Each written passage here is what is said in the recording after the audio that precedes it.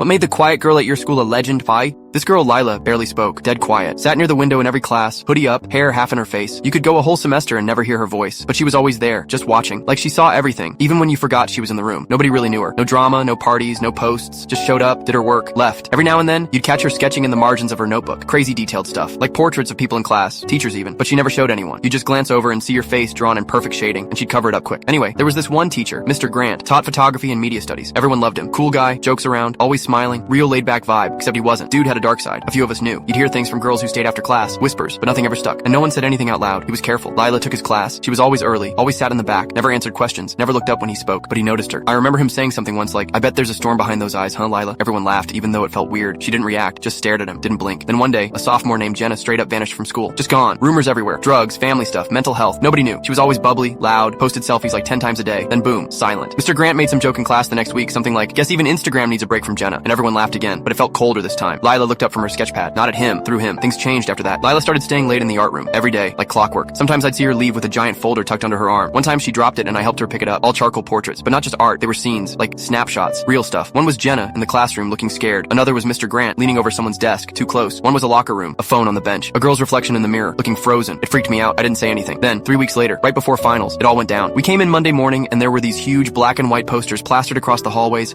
every wall, every door, printed versions of Lila's sketches, dozens of them, all from that folder. Scenes that looked just real enough to make you stop, really stop. There was even one of Mr. Grant standing way too close behind Jenna, his hand just above her waist. It wasn't a photo, but it might as well have been. It hit hard. Everyone stood around, staring. Teachers were tearing them down, but they couldn't move fast enough. Students had already started filming, taking pics, whispering. Then someone yelled, "Check the website!" Lila had made a site, just a plain black page. All the sketches uploaded, time-stamped, labeled by location. She even added quotes, things he'd said in class, creepy, subtle stuff. She listed every girl's name who had transferred or dropped the class mid-year, 12 of them. By third period, the principal made an announcement. Mr. Grant was on leave. We never saw him again. No one could prove anything. It was all drawings, no hard evidence, but the school launched a full investigation. A few girls came forward after, said Lila's sketches gave them the courage. Lila? She never said a word, never claimed anything, just walked through the halls that day like she always did. Hoodie up, folder under her arm, no smile, no eye contact, but everyone moved out of her way.